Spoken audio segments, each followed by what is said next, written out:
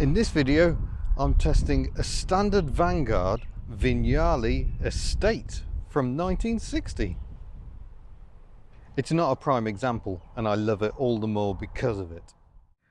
Oh yes, this one really does wear its years very, very clearly. It's not a cherished example, it's not a prime example. It has rust in places, it has mismatched doors.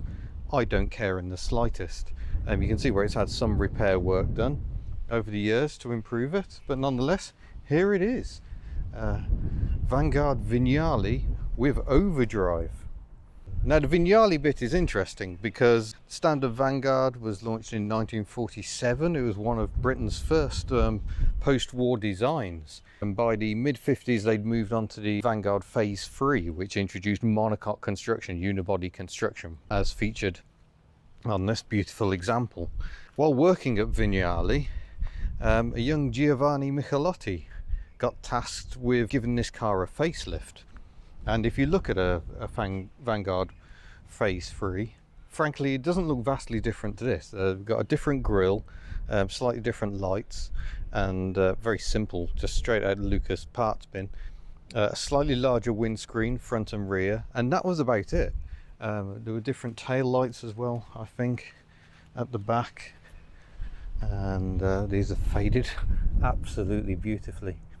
So they're still Lucas lamps. These look quite similar to Rover P4, to be honest, but there we go, different lamps. It did have circular lamps, as you can probably tell from the shape of the housing. Michelotti redesigned it. He was working for Vignale at the time, but this car is what started the Michelotti Standard Triumph relationship.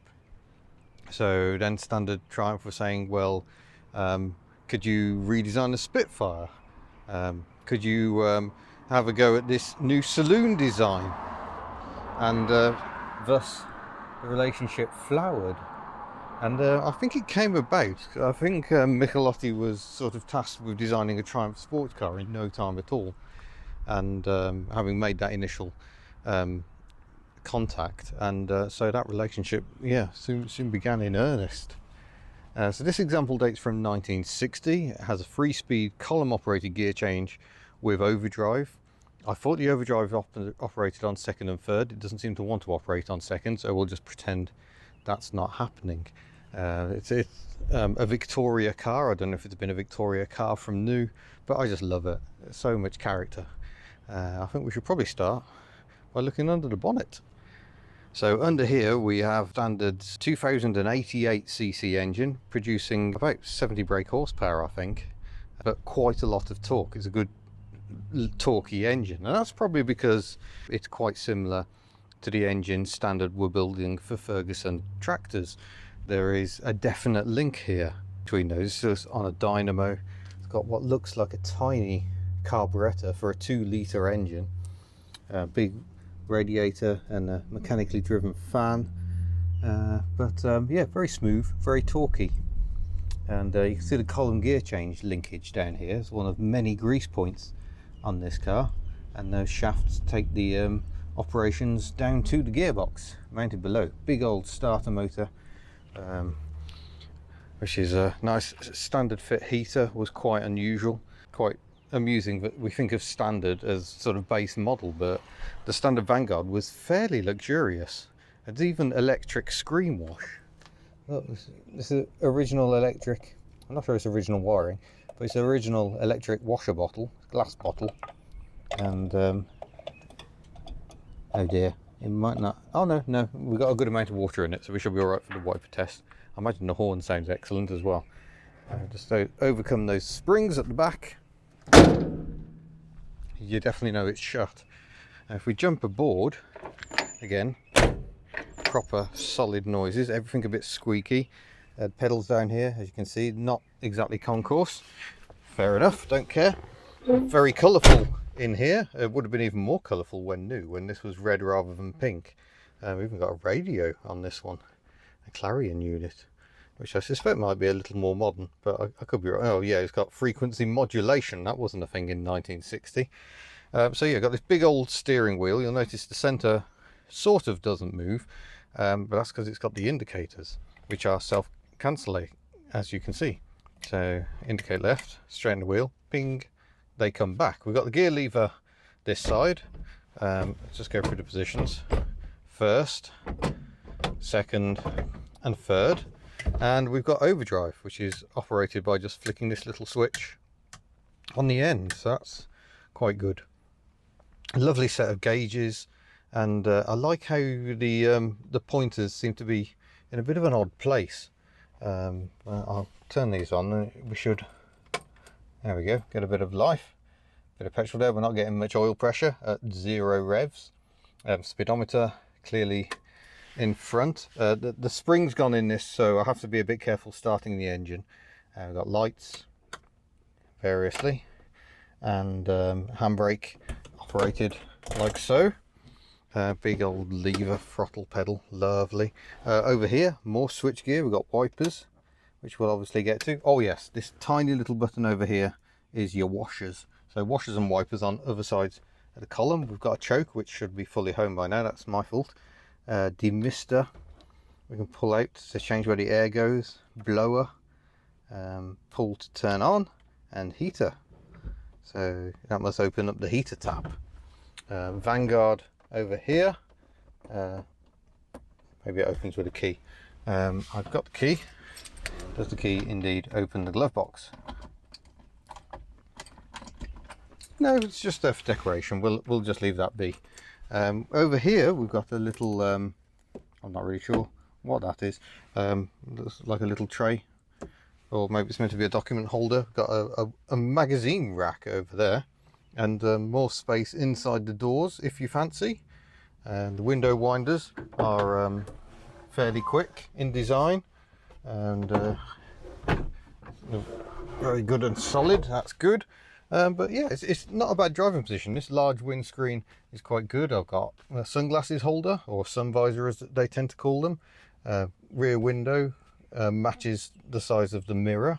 I like that. We've got opening quarter lights and in the back, and a big bench seat. So although there are only seat belts for 4, you could easily get 6 in here, I think. Let's try the back. Yeah, there's enough space here. It's a little tight for knee room, but I'm all right. I can get my feet under the seat in front. Own little ashtray. Good visibility from back here, I would say. So definitely sat in worse places. Lovely little pivoting quarter lights. I might leave those open for a bit more ventilation, to be honest. But yeah, as low luggers go, this is all right. I do love the tailgate because it's one-hand operation, and this mechanism locks in. I don't know if it's meant to be one touch remove as well, but it doesn't quite work. So you do have to kind of just pull that bit down a bit, and then down we go. But we'll leave it up for now. Work out how to open this. I presume that's involved. Oh, and the other side. And then, oh, I get the feeling this tailgate hasn't been opened for a very long time. And I'm not sure it's all that keen on opening for us today. Oh no, there we go. Lovely, and we've got something in there as well. I wonder if that's a toolkit in there. Have I got anything that will open that? A 10-cent coin has got us in. I've just noticed the cornflakes from the bottom of the tailgate. That's not entirely encouraging. But oh yes, look at that. We got the full gambit of tools in here. The jack and various other tools and odds and sods. Well, a starting handle, a wheel brace and a jack, and a spare fan belt. Beautiful. I wonder how old that is. Crikey. Oh, yeah, I don't think that's the best spare, if I'm entirely honest. I think that one's had it. There we go. See if we can lock this again. Things were a lot more mechanical in the olden days. Oh, there we go. My plucky 10-cent coin has managed it. But yeah, it's not a bad space. I like the simple bolts for the rear seat, which don't appear to be in place to stop it just folding flat. Very similar to a Morris Minor Traveller, in fact. I'm going to close this now because it seems happier closed. Just knock these levers down to make sure it's locked in, and we'll close the hatch. Beautiful. Right, enough messing about. Let's actually go for a drive. Right then, let's get belted in. First of all, static seat belt, no inertia reel. There we go. Start the engine somewhat gingerly. We've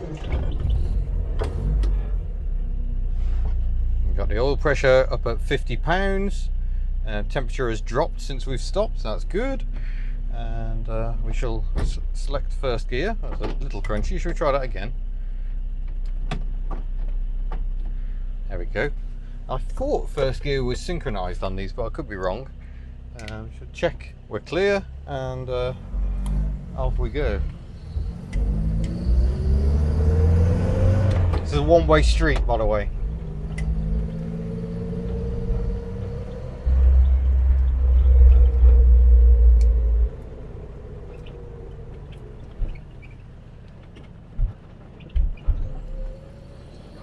Very torquey engine. Listen to that pulling away.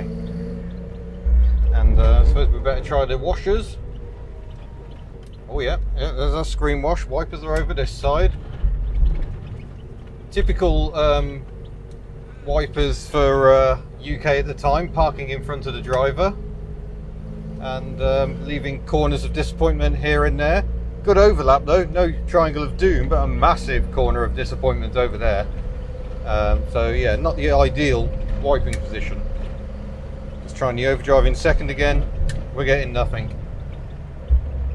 Not to worry. Got a stop sign coming up. I'm actually going to stop for it because I'm fed up of upsetting the internet.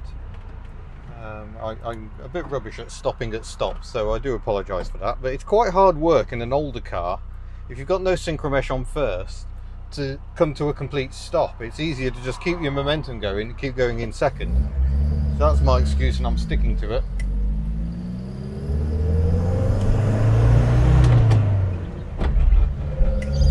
Very clunky gear change, but pleasant enough.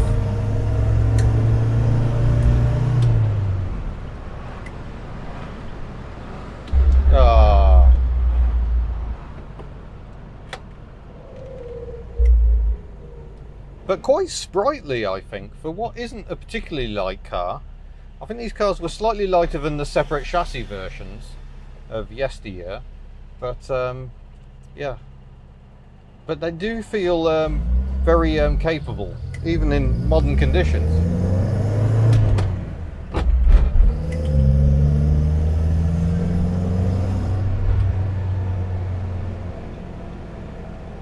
It's a shame the overdrive's not working, because I think second overdrive would be an ideal town ratio, actually.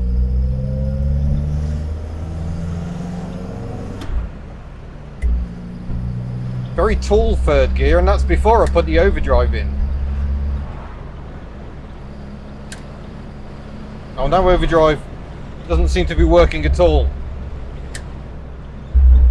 There we go. Very tall gearing once we're into overdrive top. So maybe it's just a switching issue, but you can see I'm not having to dip the clutch. It comes in very smoothly, even without such maneuvers. Oh, I think that was a Fairmont. No, maybe a Fair Lane. Twirl the big wheel. Try not to lose my seatbelt. Oh, there we go. Now we're in second overdrive. And that is indeed a good ratio for driving around town.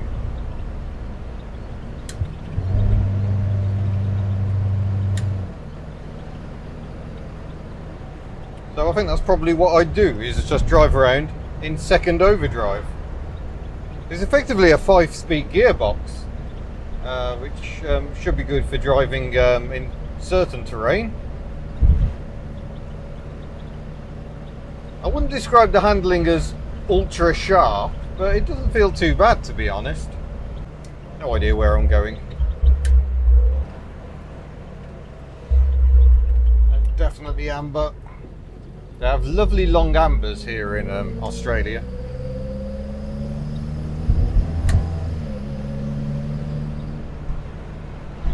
It's a 5-speed gearbox, but for 2 of the gears you don't have to change gear, if you see what I mean.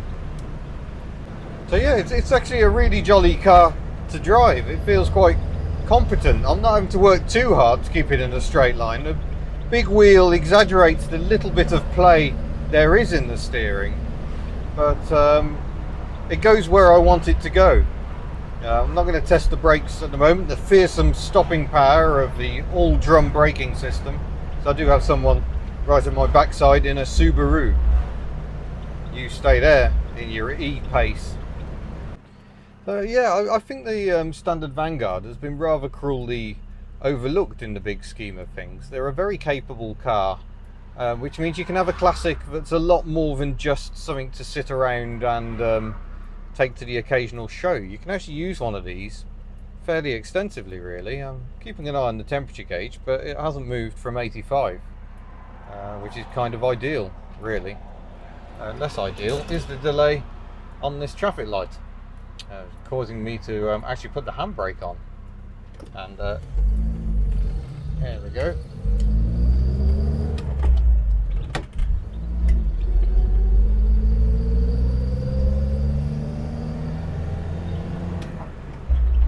Might be going a bit quicker, so I'm going to keep it in 3rd gear this time. I've just come back to where this test began, just because I just want to drive this car more, to be honest.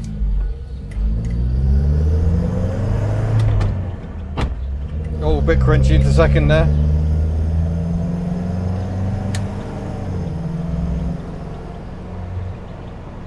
And this nice quiet industrial estate means I can do a proper stoppy test. So yeah, she pulls up well enough for drums.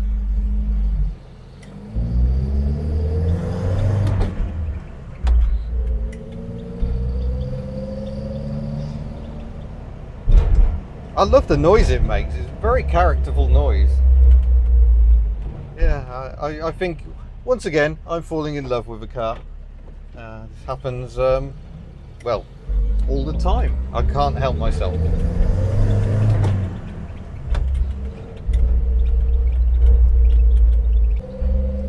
I haven't done a horn test. Oh, that's a proper horn. Oh, yeah, she rolls a bit. Yeah, she's not the most capable in the handling department. I'm just enjoying this empty industrial estate where I can kind of throw around a bit. Yeah, I think we can safely say handling is not her forte, but nor should we expect it to be. She is a family car. She's designed for comfort. The ride is really quite good, given we got simple leaf springs at the back. Yeah, I'd say she's pretty darn good.